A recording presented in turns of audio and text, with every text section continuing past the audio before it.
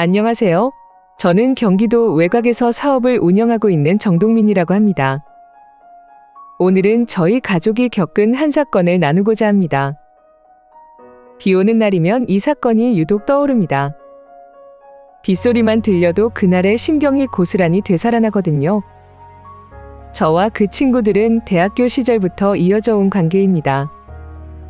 경영학과라는 같은 배경에서 시작된 우리는 대학 시절만큼은 서로에게 의지가 되고 자극이 되는 존재였습니다.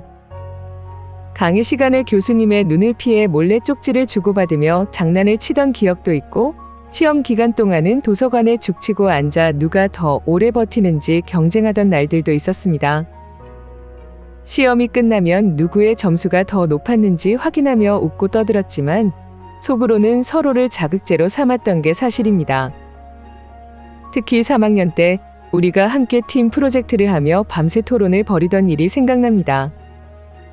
각자 주장하는 아이디어를 관철시키려 설전을 벌이다 결국 합의점을 찾고 발표해서 최고 점수를 받았을 때의 그 성취감은 잊을 수가 없습니다. 그때 우리는 정말 끈끈했습니다. 서로 다른 점을 인정하며 우리 팀이라는 자부심 속에서 한 방향을 바라보고 있었으니까요. 졸업 후에도 이 관계는 이어졌습니다. 가끔씩 얼굴을 보며 우리 아직 잘 나간다는 말을 웃으며 주고받았지만 시간이 흐를수록 상황은 조금씩 달라졌습니다.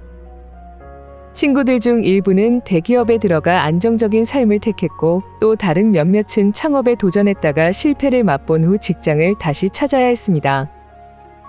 저는 운이 따라줬던 건지 아니면 노력이 조금 더 빛을 발했던 건지 비교적 안정적으로 제 사업을 성장시킬 수 있었습니다. 처음엔 친구들이 저를 축하해주는 줄 알았습니다. 사업이 성장하고 어느 정도 자리 잡았을 때 친구들은 겉으론 축하한다고 말하며 술자리를 제안했습니다. 하지만 그 술자리에서 너 혼자 너무 앞서가는 거 아니냐며 농담처럼 건넨 말들이 가슴에 콕콕 박히기 시작했습니다. 처음에는 대수롭지 않게 넘겼습니다. 친구끼리 하는 농담이 원래 수위가 세기도 했었고요. 하지만 한 번은 그중 한 친구가 농담처럼 던진 말이 아직도 생생합니다. 너도 너무 거만해지면 큰 코 다칠지도 몰라. 어차피 사람 일은 어떻게 될지 모르는 거잖아. 모두가 웃으며 넘겼지만 저는 그 말에 섬뜩함을 느꼈습니다. 그날따라 술자리는 길어졌고 비 오는 밤거리를 혼자 걸어오며 문득 이런 생각이 들었습니다. 우리가 정말 예전처럼 서로를 응원하는 사이일까? 아니면 이제는 누가 더 나은지를 비교하며 적당한 거리를 유지하는 사이로 변한 걸까? 그러나 그것도 잠시 친구끼리 뭐 어때 내가 요즘 바빠서 예민한가 보다 라고 생각하게 되었죠. 그 이후에도 우리의 만남은 이어졌습니다. 겉으로 보기엔 늘 비슷했습니다. 근황을 나누고 옛 추억을 떠올리며 웃고 때론 서로의 고민을 나누기도 했습니다. 하지만 시간이 지나면서 친구들 사이의 말투에는 미묘한 날이 서 있었습니다. 누구는 승진을 했다는 얘기를 하며 또 다른 누구를 의식했고, 사업이 잘 안 풀린 친구는 성공한 사람들에게 은근히 비꼬는 말을 던지곤 했습니다. 저 역시 그런 분위기에 익숙해지며 친구들의 태도를 그냥 흘려넘기기로 했습니다. 오래된 관계니까 조금씩 변해가는 것도 자연스러운 일이라고 스스로를 위로하며 말이죠. 하지만 이제 와서 돌이켜보면 그 모임은 우정이라기보다는 얇은 명분 아래 억지로 유지된 관계였던 것 같습니다. 친구들의 말 속에 담긴 질투와 견제는 제가 알지 못한 사이 점점 뚜렷해지고 있었습니다.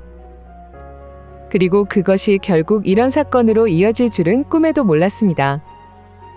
제가 그 본질을 알아차리고 그로 인한 배신감을 받아들이기까지 정말 오랜 시간이 걸렸습니다. 정연과의 이야기를 하려면 꽤 오랜 시간 전으로 돌아가야 합니다. 그때 저는 막 대학을 졸업하고 사회로 첫 발을 내디딘 풋내기였습니다. 누구나 그렇듯 막막함과 불안함 속에서 하루하루를 버티던 시절이었죠. 저와 제 와이프 정연이가 처음 만난 곳은 제 투자를 도와준 친구의 파티에서였는데요. 대학 친구는 아니고 어렸을 때부터 알고 지낸 친구가 있었는데 그 친구가 투자를 도와줄 사람을 찾을 수 있도록 파티에 초대해 준 거였죠. 그날 파티에서 제 와이프 정연이는 붉은색 원피스를 입고 있었는데 솔직히 말하자면 처음엔 단순히 외모에 반했던 것 같습니다. 하지만 대화를 나누면서 정연이의 차분한 말투와 깊이 있는 생각 그리고 남을 배려하는 태도에 매료되었습니다. 그 자리에서 저는 정연이의 연락처를 받아야겠다는 생각 하나로 온 신경을 쏟았죠. 다행히 정연이도 저를 나쁘게 보지 않았던 것 같습니다. 파티가 끝날 무렵 연락처를 주고받았고 그게 시작이었습니다. 그 이후로 우리는 천천히 가까워졌습니다. 데이트는 거창하지 않았습니다. 대학가 근처의 작은 카페에서 커피를 마시거나 주말이면 공원에서 산책을 했습니다. 정연은 소박한 사람이라 저희 경제적 상황이나 허세 없는 모습에 오히려 편안함을 느낀다고 말했습니다. 그 당시 저는 회사를 키우기 위해 동분서주하며 정신없는 나날을 보내고 있었지만 함께 있는 시간만큼은 무척 평온하고 행복했습니다. 결혼을 결심하게 된 계기는 한겨울, 눈이 펑펑 내리던 날이었습니다. 회사 업무로 한참 스트레스를 받고 있던 시기였고 실수를 몇 번 하며 상사에게 꾸중도 듣고 자존감이 바닥을 치던 때였죠. 퇴근 후 정연이와 약속이 있었는데 늦게 도착한 저를 보며 그녀는 먼저 제 상태를 눈치챘습니다. 그날 정연이 한 말이 아직도 기억에 남습니다. 동민 씨, 요즘 너무 살이 많이 빠진 것 같아요. 나한테는 있는 그대로의 당신이 제일 소중해요. 꼭 멋지게 성공해야만 나를 행복하게 할 수 있는 건 아니에요. 그냥 지금처럼 곁에 있어주면 돼요. 그 한마디가 제게 얼마나 큰 힘이 되었는지 모릅니다. 그날 밤 저는 결혼을 결심했습니다. 이 사람이라면 나의 부족함을 함께 채워나갈 수 있겠다는 확신이 들었거든요. 이후 가족들에게 인사를 드리고 차근차근 준비를 했습니다. 우리의 결혼식 이야기를 하려면 그 과정 전체를 함께 말해야 할 것 같습니다. 정연은 제가 가장 힘들었던 시기에 제 곁을 지켜준 사람이었기에 결혼을 결심했을 때부터 그녀에게 가장 멋진 순간을 선물하겠다고 다짐했습니다. 정연이는 항상 나는 당신이 어떤 선택을 하든 지지할 거예요. 대신 힘들 땐 꼭 말해줘요. 라고 했습니다. 그 말이 얼마나 큰 용기가 되었는지 모릅니다. 첫 사업은 쉽지 않았습니다. 자금이 부족해 아침 저녁으로 허둥대며 여기저기 뛰어다니고 실패할까 두려워 밤잠을 설쳤던 날들이 많았습니다. 그때마다 정연은 이제 그만하자는 말을 하지 않았습니다. 오히려 피곤에 찌든 저를 위해 따뜻한 국을 끓여주거나 오늘은 잘 풀릴 거야. 라며 작은 메모를 남겨주었습니다. 몇 년이 지나 사업이 조금씩 자리를 잡고 마침내 성공의 궤도에 올랐을 때 저는 결심했습니다. 이제는 제가 그녀에게 받은 만큼, 아니 그 이상을 돌려줘야 한다고요. 그래서 프로포즈를 준비했습니다. 그것도 단순한 프로포즈가 아니라 정연이 평소 꿈꾸던 화려하면서도 감동적인 순간을 만들어주고 싶었죠. 그녀가 좋아하던 야외 정원 레스토랑을 통째로 빌리고 그곳을 꽃으로 가득 꾸몄습니다. 그리고 친구들과 직원들 그리고 그녀의 가족들까지 몰래 초대해 깜짝 이벤트를 준비했죠. 정연은 프로포즈 당일 레스토랑에 도착하자마자 깜짝 놀랐습니다. 아름다운 꽃길과 빛나는 조명이 어우러진 공간 한가운데서 제가 무릎을 꿇고 반지를 내밀었을 때 그녀는 감격에 겨워 말을 잇지 못했습니다. 당신 덕분에 여기까지 왔어요. 이제는 내가 당신을 평생 행복하게 해줄 차례예요. 라고 말하며 반지를 끼워주던 그 순간 그녀의 눈가에 맺힌 눈물은 아직도 잊히지 않네요. 결혼식은 그야말로 성대했습니다. 많은 고민 끝에 고급 호텔의 대연 회장을 예약했고 친구들은 물론 사업 관계로 알게 된 유명 인사들도 축하를 위해 자리를 빛내주었습니다. 예식장에는 화려한 샹들리에와 꽃 장식이 빛났고 저희의 이야기를 담은 영상이 상영될 때는 여기저기서 감탄과 박수가 터져나왔습니다. 친구들은 야, 너 진짜 성공하긴 했구나. 결혼식까지 이렇게 멋지게 치르다니? 부럽다며 부러움을 감추지 못했습니다. 저는 그저 웃으며 정연이 아니었으면 불가능했을 거야. 라고 말했죠. 그날 정연은 순백의 드레스를 입고 가장 아름다운 모습으로 제 옆에 서 있었습니다. 저는 그런 그녀를 바라보며 생각했습니다. 내가 앞으로 어떤 어려움을 겪더라도 이 사람과 함께라면 충분히 이겨낼 수 있겠다고요. 결혼식 후 신혼여행을 떠난 제주도에서도 우리는 늘 함께 웃었습니다. 그녀가 평소 먹고 싶다던 고등어회를 사러 시장을 다니며 소박한 행복을 즐기던 기억도 선명합니다. 결혼 후에도 친구들과의 모임은 꾸준히 이어졌습니다. 정연과 저는 결혼이라는 새로운 삶에 적응하면서도 오랜 친구들과의 관계를 유지하려고 노력했습니다. 대학 시절부터 쌓아온 관계였기에 친구들과의 만남은 저에게도 정연이에게도 늘 특별한 의미가 있었습니다. 처음에는 그냥 단순히 반가운 얼굴들을 보며 웃고 떠드는 자리였지만 시간이 지나면서 그 모임들은 우리 결혼 생활의 또 다른 에피소드로 남게 되었습니다. 초창기 모임들은 대부분 소박했습니다. 퇴근 후 집 근처의 허름한 술집에서 만나거나 주말에는 근교의 계곡이나 공원으로 나가 가벼운 바비큐 파티를 열곤 했죠. 특히 여름이면 친구들과 함께 모여 한적한 캠핑장에 텐트를 치고 각자 가져온 음식을 나눠 먹으며 하루를 보내는 것이 저희만의 작은 전통이었습니다. 그럴 때마다 아내는 항상 밝은 미소로 저를 돕고 친구들에게도 자연스럽게 녹아들었습니다. 제가 가장 기억에 남는 건 한 번은 저희 집에서 친구들을 초대한 날입니다. 아내는 그날 손님 맞이 음식을 준비하며 부엌에서 분주히 움직이던 모습이 아직도 눈에 선합니다. 평소 요리를 좋아하던 아내는 그날도 온갖 정성을 쏟아 멋진 저녁 식탁을 차려냈습니다. 친구들은 하나같이 감탄하며 동민아, 너 진짜 복 받았다. 이렇게 요리도 잘하고 예쁜 아내를 어디서 만난 거냐? 라고 말했죠. 그중 한 친구가 웃으며 농담을 던졌습니다. 정연 씨, 동민이가 무슨 복을 받았길래 이렇게 예쁜 분을 만나게 됐는지 좀 알려주세요. 정연은 그 말에 잠시 부끄러워하며 고개를 숙였지만 얼굴 가득 미소를 띠고 있었습니다. 모임이 이어질수록 친구들 사이에서는 아내에 대한 칭찬이 빠지지 않았습니다.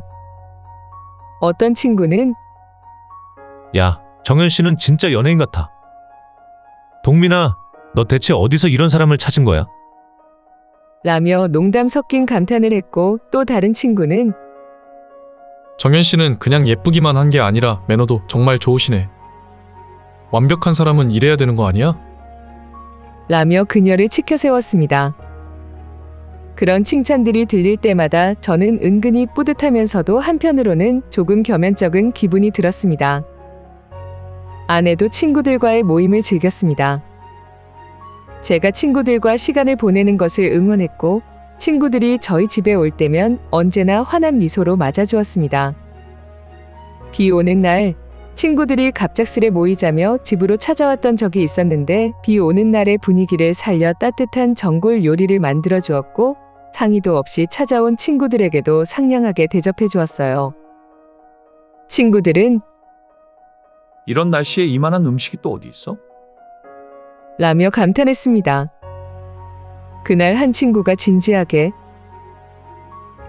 동민아, 넌 진짜 성공했다.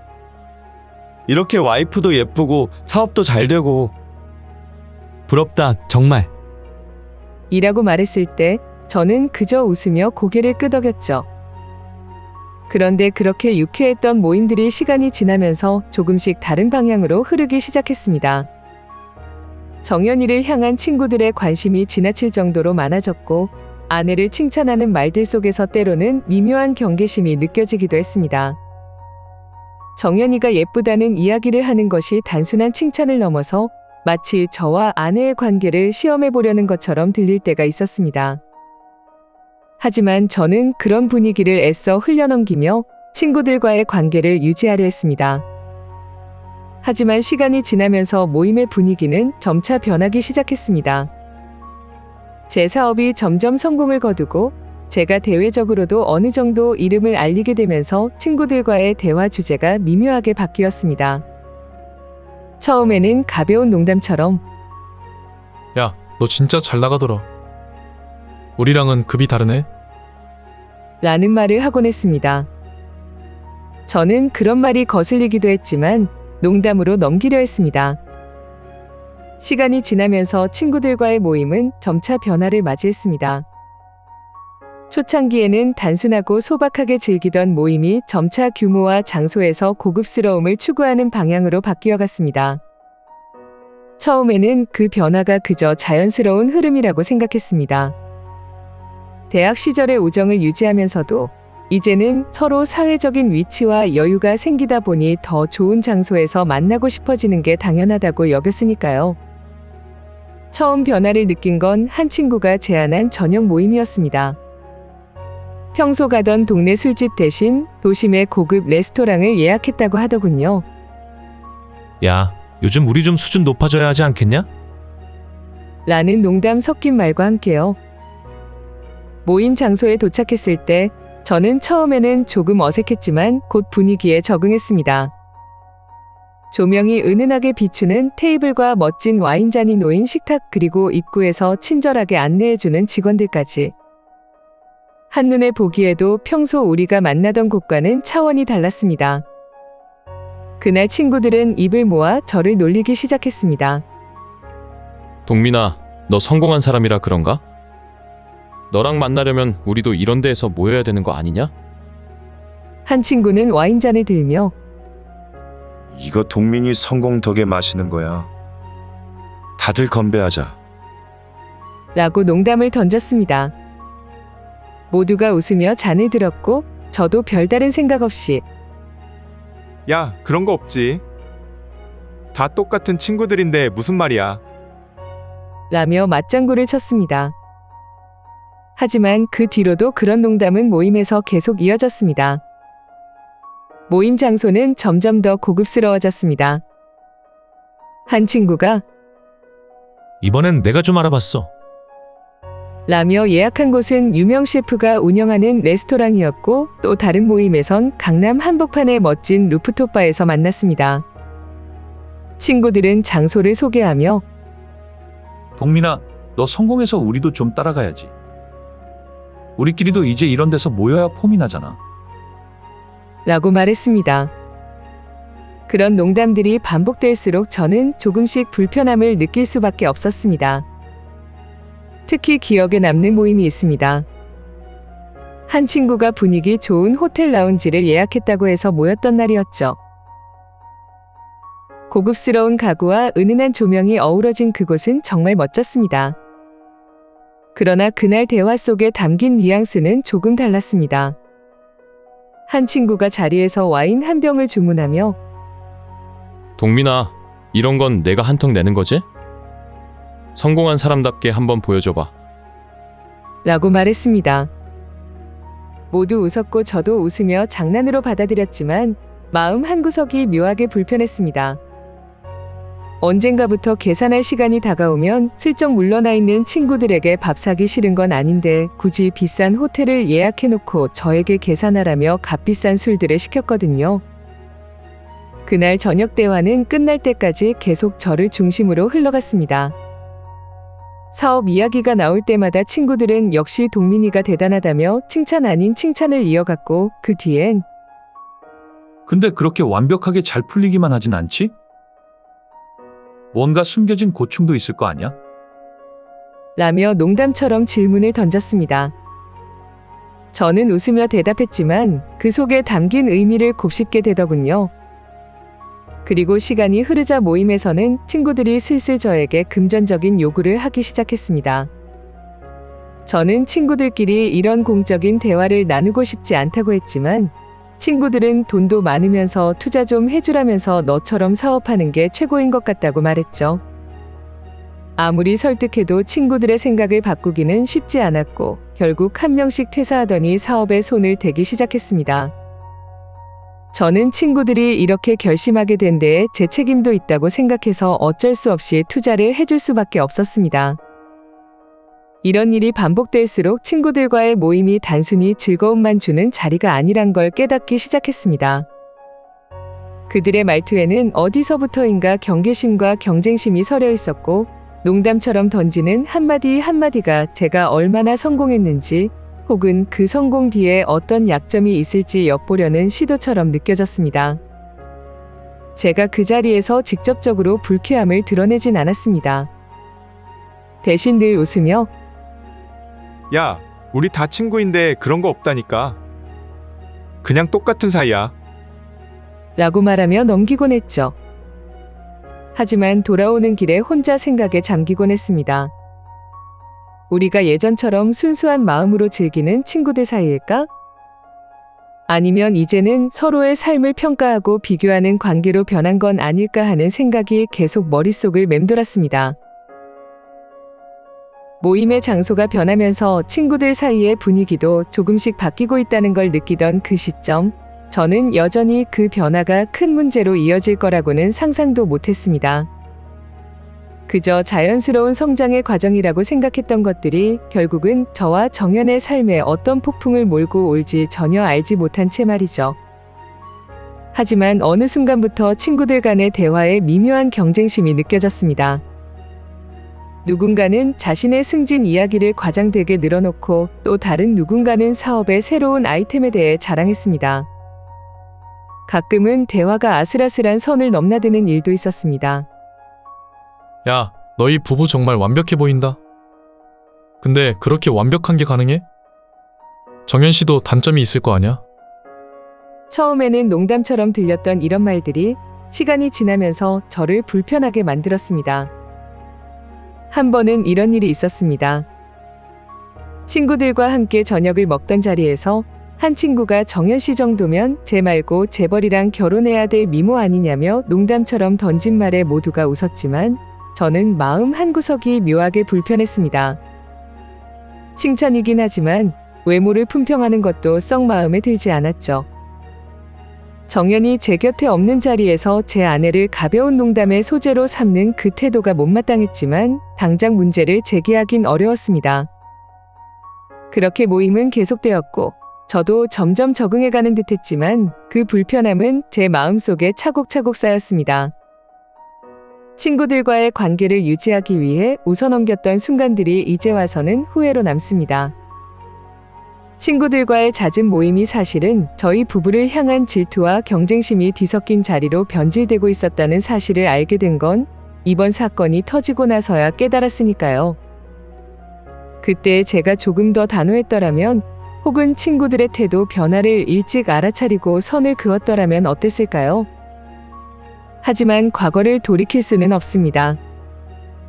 지금 제가 할 수 있는 건 앞으로 그런 일이 다시는 일어나지 않도록 관계를 재정비하고 아내와 함께 우리의 가정을 더 단단하게 지키는 것입니다. 그러던 어느 날 평온했던 제 일상에 균열이 생겼습니다. 그날은 비가 내리는 흐린 날이었습니다. 창밖으로 빗물이 주르륵 흘러내리는 모습을 보며 하루를 마감하고 있었죠.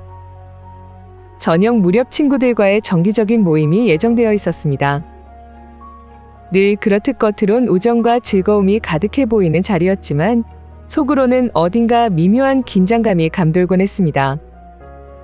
그날도 별다를 것 없이 시작됐습니다. 모임 장소는 최근 친구들 사이에서 자주 찾는 서울의 고급 레스토랑이었습니다. 적당히 어두운 조명과 잔잔한 음악 그리고 테이블 위에 놓인 고급 와인잔들이 묘하게 분위기를 고조시키고 있었죠. 도착하자마자 친구들은 가벼운 농담과 함께 저를 반겼습니다. 야, 동민아. 오늘도 내가 다 사는 거지? 성공한 사업가답게 우리 대접 좀 해봐. 저는 웃으며 너희들이나 잘 먹고 잘 살아. 오늘도 내가 살 테니까 많이들 먹어라. 라고 가볍게 응수했습니다. 식사가 한창 무르익을 무렵 대화는 점점 더 흥미롭고도 날카로운 주제로 흘러가기 시작했습니다. 친구들 사이에서 저와 아내에 대한 이야기가 종종 화두에 오르는 건 익숙한 일이었지만 그날은 유독 아내에 대한 말들이 많았습니다. 동민이 진짜 복 받았다. 정현 씨 같은 여자를 어떻게 만났냐? 완전 그림 같은 부부잖아. 그 말을 시작으로 다른 친구들도 한마디씩 거들었습니다. 야, 정현 씨는 얼굴도 예쁜데다 품격까지 있더라. 그런데 너무 완벽해서 믿기지 않긴 해. 그런 사람이 진짜 있을까 싶기도 하고. 그들의 말에 어쩐지 묘한 기운이 감돌았습니다. 그 순간에도 저는 애써 웃으며 넘어갔습니다. 너희도 좋은 사람 만나면 다 그렇게 될 거야. 나만 운이 좋았던 거지 뭐. 하지만 그날따라 친구들의 태도에는 어딘가 찜찜한 느낌이 들었습니다. 술이 몇 잔 돌고 분위기가 무르익을 무렵 저는 화장실에 다녀오기로 했습니다.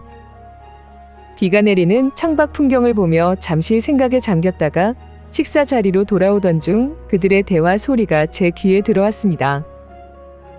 야, 정현 씨가 진짜 그렇게 완벽한 사람일 수가 있냐?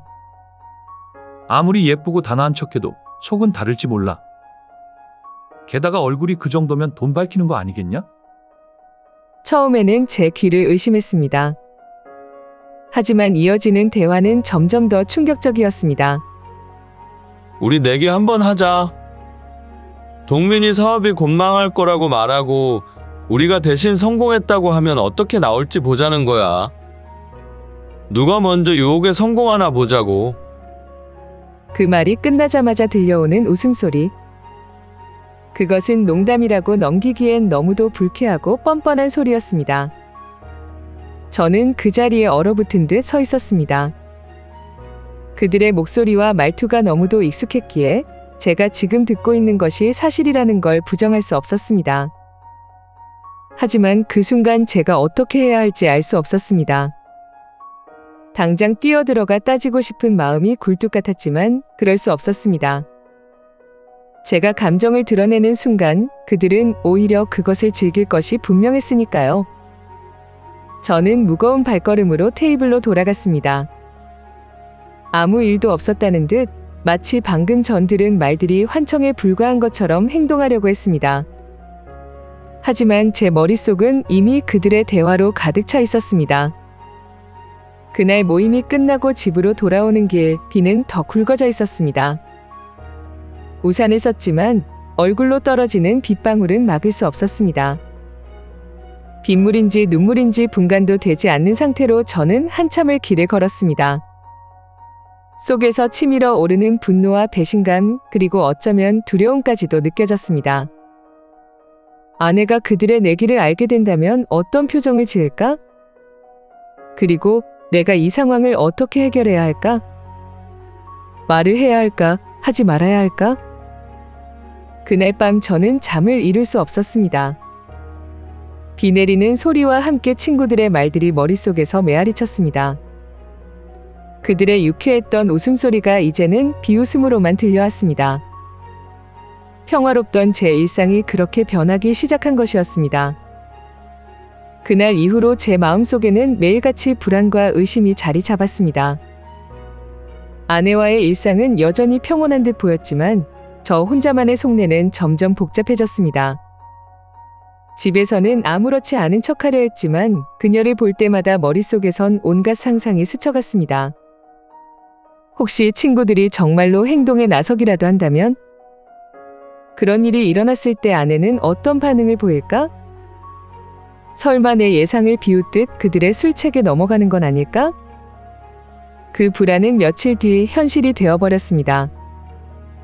그날은 유난히 날씨가 맑았고 햇볕이 따가울 정도로 강렬했습니다. 저는 평소처럼 업무를 마치고 짧은 외근을 나갔다가 우연히 한 고급 레스토랑 앞을 지나치게 되었습니다. 그곳은 주로 비즈니스 미팅이나 특별한 날에 사람들이 찾는 곳으로 유명했죠.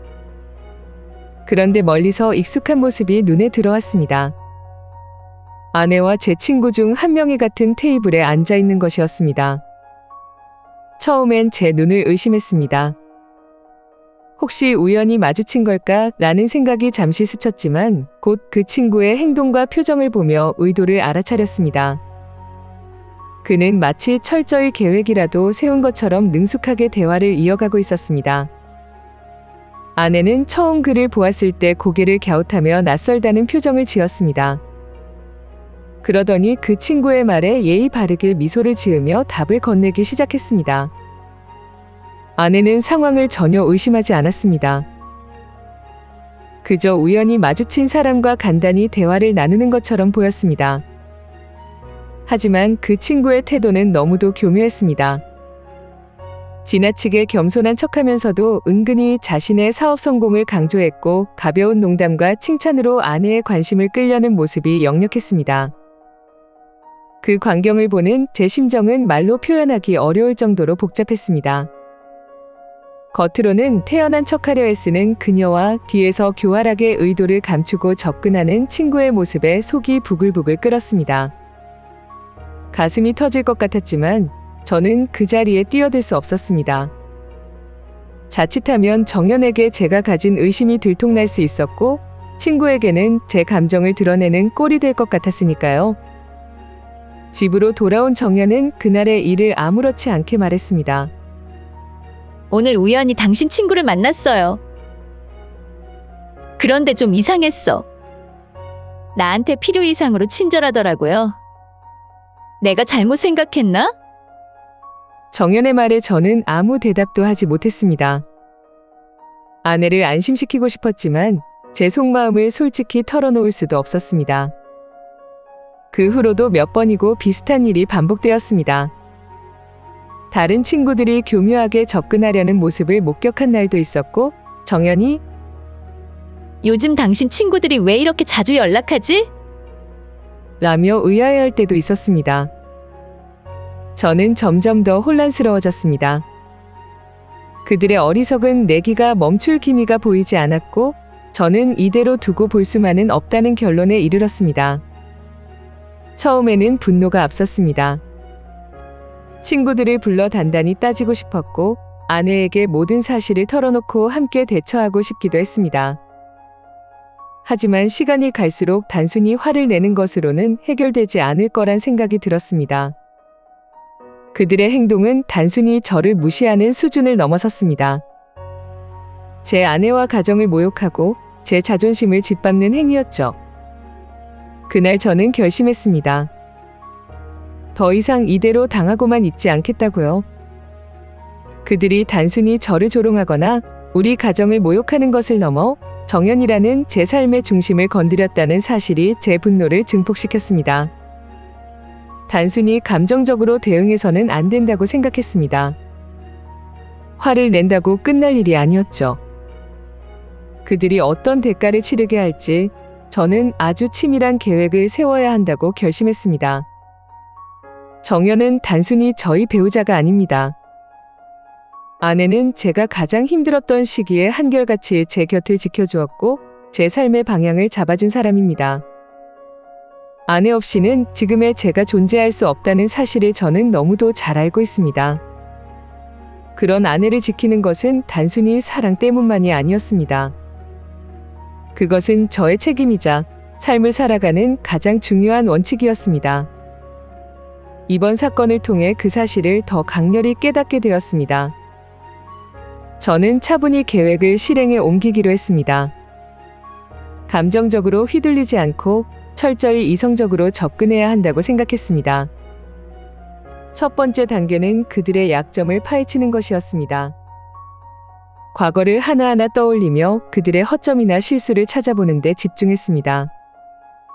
그동안은 친구라는 이유로 애써 외면했던 것들이 서서히 선명하게 떠올랐습니다. 먼저 동수에 대한 이야기가 떠올랐습니다.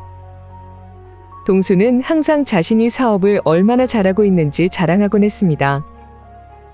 하지만 그 자랑 속에는 가끔 석연치 않은 부분들이 있었습니다. 그는 세금을 탈루했다는 소문이 돌았고 몇몇 거래처와의 관계에서 비윤리적인 행위가 있었다는 이야기가 들려왔습니다. 저는 그와 관련된 자료를 모으기 시작했습니다. 오래된 이메일 기록과 금융 자료 그리고 그가 거래했던 업체들과의 소통 내역을 꼼꼼히 살폈습니다. 다음은 준혁이었습니다. 준혁은 평소 집안 문제를 잘 이야기하지 않는 편이었지만 몇몇 친구들 사이에서 그의 가정사가 심상치 않다는 이야기가 들렸습니다. 아내와의 갈등이 극심했고 그로 인해 법정 공방까지 갔다는 소문이 있었습니다. 저는 그가 법적으로 얽혀있는 사건들을 찾아보기 시작했습니다. 인터넷 검색을 통해 법원 기록을 조사하고 그의 주변 인맥에게 조심스럽게 정보를 물었습니다. 예상대로 그의 이름이 얽힌 사건들은 여러 가지가 있었고 그중 일부는 꽤나 심각한 내용들이었습니다. 또 다른 친구인 상훈이는 사업적으로 늘 자신만만한 태도를 보였지만 그의 성공은 언제나 의문스러웠습니다. 그는 빠른 성공을 강조하며 늘 자신이 올바르게 일했다고 주장했지만 실상은 그렇지 않았습니다. 몇몇 사업 프로젝트에서 그는 의도적으로 부풀린 성과를 보고하거나 계약서를 위조했다는 이야기가 있었습니다. 저는 그와 관련된 서류와 계약 내용을 꼼꼼히 조사하기 시작했습니다. 그리고 그 과정에서 몇 가지 결정적인 증거를 손에 넣었습니다. 이 모든 작업은 쉬운 일이 아니었습니다. 그들은 제 오랜 친구들이었고 한때는 제게 있어 믿을 수 있는 동지들이었기에 그들의 약점을 이렇게 들춰낸다는 것이 기분 좋은 일은 아니었습니다. 하지만 그들이 먼저 저와 아내를 공격한 이상 저는 더 이상 물러설 이유가 없었습니다. 증거를 모으는 동안 저는 와이프와도 상의했습니다. 아내는 처음에 이 모든 사실에 놀랐지만 제 결심을 듣고는 차분히 제 편이 되어주었습니다. 당신이 해야 할 일을 하세요. 제가 당신을 믿어요. 아내의 이 말은 제게 더 큰 용기를 주었습니다. 모든 자료가 준비되었을 때 저는 마침내 그들에게 진짜 대가를 치르게 할 준비가 되었다는 확신을 가질 수 있었습니다. 그들이 우습게 본 제 가정과 삶이 얼마나 단단한지 그들에게 확실히 보여주기로 했습니다. 이제는 제가 행동할 차례였습니다. 그리고 드디어 제가 세운 계획의 첫 단계를 실행할 시간이 찾아왔습니다. 이 모든 과정을 아내에게 이야기했을 때 아내는 처음에는 믿기 힘들어했지만 곧 저의 말을 진지하게 받아들이며 함께 이 상황을 해결할 방법을 고민하기 시작했습니다. 아내는 제가 제안한 계획에 동의하며 흔들림 없이 저를 도와주겠다는 의지를 보였습니다. 아내는 누구보다도 차분하고 현명한 사람이었습니다. 친구들의 내기와 저희를 향한 의도를 알게 되었을 때 처음에는 당혹스러워했지만 이내 냉정을 되찾았습니다. 아내는 그런 상황에서도 흔들리지 않았고 오히려 그들의 의도를 역이용해 저희를 둘러싼 문제를 완벽히 해결할 방법을 찾겠다고 결심했습니다. 그들이 원하는 게 뭔지 끝까지 알게 되면 오히려 그 약점을 이용해서 제대로 되갚아줄 수 있을 거야. 라며 단호하게 말했습니다. 아내는 계획을 세우는 동안 그들의 성격과 습관까지 꼼꼼히 분석했습니다. 누가 먼저 행동에 나설지 어떤 방식으로 접근할지를 예상하며 차분히 준비를 시작했습니다. 아내는 단순히 그들의 접근을 막으려는 것이 아니라 그들의 실수를 끌어내 증거를 확보하고 그들이 우리를 얼마나 우습게 봤는지 그 대가를 치르게 할 작정이었습니다. 저는 친구들이 있는 톡방에 와이프가 며칠 뒤 친구 만나러 레스토랑 간다는데 추천해달라는 톡을 남겼고 추천받은 곳에 몇 날 몇 시에 예약해준다는 친구가 있었습니다. 그리고 며칠 뒤 예상대로 친구 중 한 명인 동수가 정연에게 접근했습니다. 예약을 해주었던 고급 레스토랑에서였습니다. 아내는 평소처럼 밝은 미소를 띤 채 약속 장소로 향했는데 레스토랑 입구에서 익숙한 얼굴을 발견했습니다. 동수는 마치 우연히 마주친 것처럼 능청스럽게 다가왔습니다. 어머, 정현 씨, 여기서 이렇게 만나다니 정말 반갑네요. 혼자 나오셨어요? 오늘 날씨도 좋은데 저랑 같이 식사라도 하실래요? 동수의 능청스러운 태도에 정연은 살짝 놀라는 척하며 말했습니다. 어머, 정말 우연이네요. 친구랑 식사를 하려고 왔는데 식사 같이 하면 좋을 것 같아요. 정연이는 이 모든 상황이 계획된 것임을 알면서도 아무렇지 않은 표정으로 동수의 제안을 받아들였습니다. 테이블에 앉자 동수는 의도적으로 여유로운 태도를 취하며 아내에게 말을 걸기 시작했습니다. 요즘 너무 바쁘시죠? 동민이는 사업하느라 정신없을 텐데 정현 씨는 어떻게 지내세요? 그는 은근슬쩍 정연이의 생활과 생각을 엿보려는 질문을 던지며 대화를 이끌었습니다. 음식이 나오고 와인이 따라지자 동수는 본격적으로 자신의 이야기를 늘어놓기 시작했습니다. 사실 요즘 제가 진행하는 프로젝트가 있는데 진짜 대박이에요. 몇몇 투자자들이 벌써 눈독을 들이고 있거든요. 동민이는 이런 기회를 놓치면 안 되는데 요즘은 제가 연락하기도 힘들더라고요. 동수는 마치 자신이 정연이보다 한 발 더 앞서 있다는 인상을 주려는 듯 자랑스러운 어조로 말을 이어갔습니다. 아내는 동수의 이야기를 듣는 척하며 가끔 맞장구를 쳤습니다. 정말요? 그렇게 큰 프로젝트라니 대단하시네요. 동민 씨도 분명 관심이 있을 것 같아요. 아내는 의도적으로 동수를 안심시키는 태도를 유지했습니다. 동수는 점점 더 대담해졌습니다. 동수는 정연이 자신에게 호감을 갖는 것처럼 보인다고 착각했는지 자신의 능력을 강조하며 말했습니다. 정현 씨는 정말 멋지세요. 동민이가 얼마나 복받은 건지 모르겠어요. 하지만 가끔은 동민이보다 더 능력 있는 사람도 있다는 걸 알아주시면 좋겠네요. 동수는 농담인 척 말을 건넸지만 그 속엔 자신감을 가장한 오만함이 담겨 있었습니다. 아내는 동수가 던지는 미묘한 뉘앙스의 말들을 빠짐없이 기억했습니다. 대화 중 동수가 내뱉은 자랑과 과장된 말투, 그리고 은근히 자신을 과시하려는 태도는 동수의 의도를 더욱 분명히 드러냈습니다. 하지만 정연은 그 모든 것을 듣는 척하며 상황을 철저히 분석했습니다. 식사가 끝날 무렵 동수는 더 과감한 제안을 했다고 해요.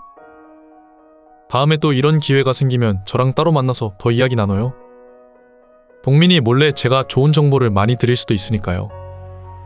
아내는 속으로 분노를 삼켰지만 겉으로는 미소를 잃지 않으며 대답했다고 해요. 그렇게 말씀해 주시니 감사하네요. 기회가 된다면 고려해 볼게요. 그날 집으로 돌아온 아내는 이 모든 상황을 저에게 전하며 말했습니다. 동수 씨는 완전히 자신감에 차 있어요. 제가 넘어온 줄 아는 것 같아요. 모두 녹음해 왔어요. 하지만 그 교만함이 결국 그의 약점이 될 거예요. 아내는 단호한 태도로 제게 말했고 저는 아내의 지혜로운 판단과 냉철한 태도에 다시 한번 감탄했습니다. 정연은 그렇게 동수의 접근을 철저히 이용하며 그들의 계획을 더욱 확실히 파악해 나갔습니다. 이 모든 과정이 아내의 차분하고 의연한 행동 덕분에 가능했음을 저는 깨닫게 되었습니다. 그리고 이 일을 통해 아내의 강인함을 더욱 깊이 존경하게 되었습니다. 또 다른 친구 영철이는 보다 직접적인 방식으로 정연에게 접근하기 시작했습니다. 그는 어느 날 저녁 느닷없이 정연에게 전화를 걸었습니다. 정연 씨, 안녕하세요. 요즘 어떻게 지내세요? 그는 마치 오래전부터 친했던 사람처럼 자연스럽게 대화를 시작했습니다. 정연은 순간 당황했지만 부드럽게 응대했습니다. 아, 영철 씨. 오랜만이에요. 무슨 일이세요? 영철이는 능청스러운 태도로 말을 이어갔습니다. 요즘 제가 새로운 비즈니스 프로젝트를 진행 중인데 파티에 같이 갈 파트너분이 필요해요. 혹시 같이 가지 않으실래요? 그 파티장 훌륭한 요리사들도 많이 온대요. TV에 나왔던 분도 나오시고 같이 가면 좋을 것 같아서요.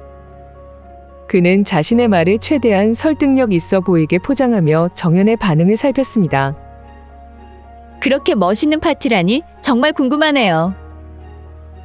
그런데 아내분이랑 같이 가면 되지 않아요? 정연이는 속으로 그가 의도적으로 내기를 실행하려는 것을 알았지만 겉으로는 호기심 있는 척하며 대답했습니다. 아내는 그날 바쁘다고 해서요. 제가 아는 여자분이 몇 없는지라 이렇게 신뢰를 무릅쓰고 연락드리게 되었습니다. 그래요? 일정 한번 볼게요. 그런데 새로운 프로젝트요? 네, 동민이가 모르는 투자처인데 저에게만 연락이 왔어요. 이야기 들어보시면 정현 씨가 같이 해도 될 것 같아요. 그렇구나. 흥미롭네요. 한번 들어볼게요.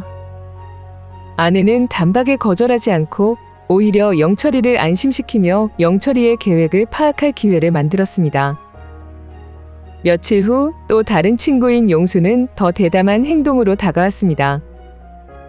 용수는 정현을 집 근처 카페로 불러내더니 준비해온 선물을 내밀었습니다. 정현 씨, 이거 제가 특별히 준비한 거예요. 정현 씨가 좋아하실 것 같아서요. 동민이한테는 비밀로 해주셔야 해요. 용수는 마치 특별한 배려라도 하는 것처럼 능글맞게 웃으며 선물을 건넸습니다. 아내는 순간적으로 놀랐지만 이내 우아한 미소를 지으며 선물을 받았습니다. 어머, 이게 무슨 일이에요? 이렇게까지 신경 써주셔서 감사해요. 아내는 겉으로는 감사 인사를 전했지만 속으로는 매우 불쾌했다고 합니다. 선물 포장을 풀어보니 고급스러운 스카프가 들어있었습니다. 용수는 정현 씨께 너무 잘 어울릴 것 같아서요. 착용한 모습을 꼭 보고 싶네요. 라며 뻔뻔하게 말을 덧붙였습니다. 아내는 이 모든 상황에서 흔들리지 않았습니다. 아내는 매번 우아하고 침착한 태도로 그들의 접근을 받아들였습니다. 하지만 그들의 말을 고지곳대로 믿는 듯한 모습을 보이지 않으며 오히려 때로는 의도적으로 질문을 던져 그들의 이야기를 더 끌어내려 했습니다. 한 번은 영철과 만난 자리에서 아내가 그에게 물었습니다. 그 프로젝트 정말 흥미로운데요. 동민 씨가 몰라도 될 만큼 중요한 건가요? 아내는 일부러 살짝 의문이 담긴 어조로 물었고 영철은 순간적으로 당황한 기색을 보였습니다. 그는 얼버무리듯 말을 돌리며 아니에요. 그냥 동민이 요즘 바빠 보이길래 정현 씨께 먼저 말씀드린 거예요. 라고 답했지만 영철이의 얼굴엔 땀이 맺혔습니다. 정현은 그들의 표정과 말투 하나하나를 놓치지 않고 관찰했습니다. 그들이 내기를 실행하며 내뱉는 과장된 말과 자신감 넘치는 태도 속에 숨어있는 긴장감을 아내는 빠르게 간파했습니다. 정현은 이 모든 순간을 차곡차곡 기억하고 저에게 전달했습니다. 아내는 그들의 행동에서 더욱 확신을 가지게 되었고 이 기회를 통해 친구들을 더욱 완벽하게 제압할 단서를 하나씩 모아나갔습니다. 아내의 차분함과 치밀함은 친구들의 계획을 점점 더 명백히 드러내게 했고 정현은 친구들의 교만함과 방심을 활용해 우리를 위한 복수의 준비를 완성해 나갔습니다. 아내는 친구들의 행동을 철저히 분석하며 모든 말을 기억하고 중요한 단서를 저에게 전달했습니다. 오늘 영철 씨가 이런 말을 하더라. 동민 씨가 당신의 도움 없이 성공할 수 있었을 리 없다는 뉘앙스였어. 그 사람들이 얼마나 나를 우습게 보려고 하는지 명확히 드러나는 말이지. 아내의 차분하고 철저한 연기로 인해 친구들은 점점 더 자신만만해졌습니다. 친구들은 마치 자신의 계획이 성공할 것이라 확신하듯 행동했으며 정연이 친구들의 내기에 걸려든 줄 알았습니다. 그러나 아내는 그런 상황에서도 절대 내기라는 사실을 눈치챘다는 기색을 드러내지 않았습니다. 친구들의 행동은 시간이 갈수록 더욱 대담하고 노골적으로 변해갔습니다. 처음엔 우연을 가장하거나 간접적으로 접근하던 친구들이 이제는 마치 자신들의 계획이 완벽히 성공할 것처럼 확신에 차서 행동하기 시작했습니다. 아내는 그런 상황에서도 흔들리지 않았습니다. 오히려 아내는 그들의 행동 하나하나를 세심히 관찰하며 모든 순간을 놓치지 않고 기록했습니다. 아내는 철저히 준비된 태도로 우아한 미소와 진심 어린 대화처럼 보이는 가면을 쓰고 그들을 더 깊은 함정으로 유인하고 있었습니다. 아내는 그들이 내기를 즐기며 자신들의 승리를 확신할수록 더욱 치밀하게 증거를 수집했습니다. 대화 내용, 메시지, 선물 그리고 그들의 과장된 행동 모두가 하나의 단서가 되었고 아내는 그것을 빠짐없이 기록했습니다. 아내는 제가 가진 사업적 네트워크를 활용해 그들의 행동을 증명할 더 구체적인 자료를 확보하기 위해 준비를 철저히 했습니다. 그렇게 우리는 차분하지만 치밀하게 복수를 준비해 나갔습니다. 아내의 도움과 놀라운 관찰력 덕분에 저는 점점 더 확실한 증거들을 확보할 수 있었습니다.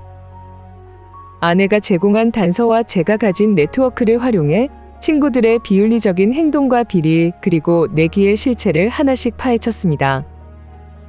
그들은 자신들이 어떤 위험 속으로 걸어가고 있는지 전혀 알지 못했습니다. 오히려 친구들은 자신들의 계획이 성공했다고 믿으며 안도하고 있었습니다. 하지만 친구들의 모든 행동은 우리 계획의 발판이 되었고, 친구들은 그 사실을 전혀 눈치채지 못한 채 스스로 더 깊은 수렁으로 빠져들고 있었습니다. 우리가 준비한 반격은 단순히 친구들의 행동을 폭로하는 것을 넘어 그들에게 잊을 수 없는 교훈을 남기는 것이었습니다. 친구들의 자만심과 우습게 본 행동이 어떤 결과를 초래할지 친구들은 상상조차 하지 못한 채 파멸의 길로 걸어가고 있었습니다. 모든 준비가 끝났을 때 저는 마침내 친구들에게 맞설 무대를 만들기로 결심했습니다. 단순히 대면하거나 따지는 것만으로는 부족하다고 생각했기에 더 강렬한 방식으로 그들에게 경종을 울리고 싶었습니다. 그래서 저는 부부 동반 파티라는 명목으로 친구들과 그들의 아내들을 초대했습니다. 이번에는 제가 호스트로 나서는 자리였으니 평범한 만남으로 끝낼 생각은 없었습니다. 파티 장소는 신중하게 선정했습니다. 우리가 그동안 다녔던 고급 레스토랑이나 멋진 바보다 훨씬 더 화려하고 세련된 공간이 필요했습니다. 결국 선택한 곳은 도시 외곽의 고풍스러운 대저택이었습니다. 내부는 클래식한 샹들리에와 정교한 예술 작품들로 장식되어 있었고, 야외 정원은 은은한 조명과 화려한 꽃들로 꾸며져 있었습니다. 저는 여기에 더해 유명 미슐랭 스타 셰프를 초청해 최고의 요리를 준비하게 했습니다. 이 모든 것은 단순히 호화롭게 보이기 위해서가 아니라 친구들이 자랑스럽게 이야기했던 과거의 내기들과 비교조차 되지 않을 만큼 격이 다른 경험을 선사하려는 의도였습니다. 날짜가 다가오자 초대장을 정성스럽게 작성해 그들에게 보냈습니다. 초대장에는 특별한 저녁에 여러분을 초대합니다. 부부와 함께 하시면 더욱 좋겠습니다. 라는 문구를 넣어 친구들을 안심시키고 동시에 기대감을 높이도록 했습니다. 드디어 파티 당일, 날씨는 흐렸지만 비는 멈춰 있었습니다. 덕분에 야외 정원의 조명과 장식들이 한층 더 빛을 발하며 특별한 분위기를 자아냈습니다. 손님들이 하나둘 도착할 때마다 저는 미소로 그들을 맞이하며 파티가 단순한 즐거움의 자리가 아니라는 사실을 절대 눈치채지 못하게 했습니다. 친구들의 아내들은 화려한 드레스와 액세서리로 꾸며져 있었고, 친구들 역시 자신들의 아내와 함께 완벽한 부부처럼 보이려 애쓰는 모습이었습니다. 파티는 우아하게 시작되었습니다. 와인이 따라지고 셰프가 준비한 전체 요리가 서빙되면서 대화는 자연스럽게 흘러갔습니다. 친구들은 제 호화로운 준비에 놀란 듯 보였지만 저를 칭찬하며 농담을 주고받았습니다. 야, 동민아. 진짜 내가 성공한 사람이라는 걸 이렇게 제대로 보여주네. 우리까지 이런 자리에 불러줘서 고맙다. 투자를 도와줄 사람들도 함께하는 자리라고 하니 더욱 더 긴장하고 평소보다 한껏 멋진 양복으로 온 친구들은 저에게 고맙다는 인사를 여러 차례 건넸습니다. 그러나 여전히 자신들이 가진 우월감에 취해 있었고, 제 의도를 전혀 눈치채지 못한 채 그저 자랑과 허세를 늘어놓았습니다. 메인 요리가 서빙되고 모든 손님이 자리를 잡았을 때 저는 조용히 자리에서 일어났습니다. 친구들이 웃으며 와인을 마시던 순간 저는 차분하지만 단호한 목소리로 말을 시작했습니다. 오늘 이 자리에 여러분을 초대한 이유는 단순히 좋은 음식을 나누고 즐기기 위함만은 아닙니다. 제가 여러분에게 전할 이야기가 있습니다. 모든 투자를 전면 취소하기로 했습니다. 친구들의 표정이 살짝 굳어지며 대화가 멈췄습니다. 저는 친구들이 어떤 반응을 보일지 예상하면서 준비한 자료들을 하나씩 꺼내기 시작했습니다. 여러분이 저와 아내를 대상으로 했던 내기와 그 후에 벌어진 일들에 대해 이야기하려고 합니다. 그 순간 공기는 얼어붙은 듯 고요해졌습니다. 저는 그동안 모은 증거들을 차례로 보여주며 설명했습니다. 이것은 여러분 중 한 사람이 정연에게 접근하기 위해 보낸 메시지입니다. 그리고 이건 여러분이 주고받은 대화 기록인데 여기에는 내기와 관련된 내용이 분명히 담겨 있습니다. 제 말이 끝날 때마다 테이블에 앉은 친구들의 얼굴은 점점 더 창백해졌습니다. 그들은 처음엔 믿기지 않는다는 표정을 지었지만 점점 입을 떡 벌리고 말을 잇지 못하는 모습이었습니다. 이 내기가 얼마나 어리석고 경솔한 행동이었는지 그리고 저희를 얼마나 우습게 봤는지 이제 아셨으면 좋겠습니다. 저는 마지막 자료를 공개하며 단호하게 말을 마무리했습니다. 여러분의 행동이 얼마나 무책임하고 불쾌했는지 이 자료들을 보며 똑똑히 깨닫길 바랍니다. 이 자료들은 이미 제 손에 있습니다. 이걸로 끝낼지 더 큰 문제로 만들지는 여러분의 선택에 달려 있습니다. 친구들의 아내들 역시 충격을 받은 듯 남편들을 바라보며 뭐라고 말할지 고민하는 표정을 짓고 있었습니다. 그 자리는 순식간에 냉랭해졌고 아무도 쉽게 입을 떼지 못했습니다. 그제야 저는 고개를 숙이며 말을 마쳤습니다. 친구들이라서 봐주는 것도 한계가 있네요. 이 자리까지 여러분을 초대한 건 이 이야기를 직접 전하고 싶었기 때문입니다. 이제 판단은 여러분의 몫입니다. 친구들은 저를 바라보며 아무 말도 할 수 없었습니다. 친구들의 눈빛엔 당혹감과 두려움이 엿보였고 저는 친구들의 표정을 보며 제가 준비한 복수가 완벽히 전달되었음을 느꼈습니다. 이제 친구들이 해야 할 일은 자신들의 행동에 대한 대가를 치르는 것뿐이었습니다. 너희가 내 삶을 비웃고 내 가족을 웃음거리로 만들 생각이었다면 이제 그 대가를 치를 시간이야. 그 순간 비가 쏟아졌습니다. 친구들의 표정은 빗물에 젖어 비참해 보였습니다. 모든 자료는 이미 경찰과 언론사에 넘긴 상태였죠. 친구들의 몰락은 한순간이었습니다. 저는 그날 이후로 더 이상 그들과 엮이지 않고 있어요. 비 오는 날이면 저와 아내는 고요히 차 한 잔을 나눕니다. 저의 긴 이야기를 들어주셔서 감사합니다.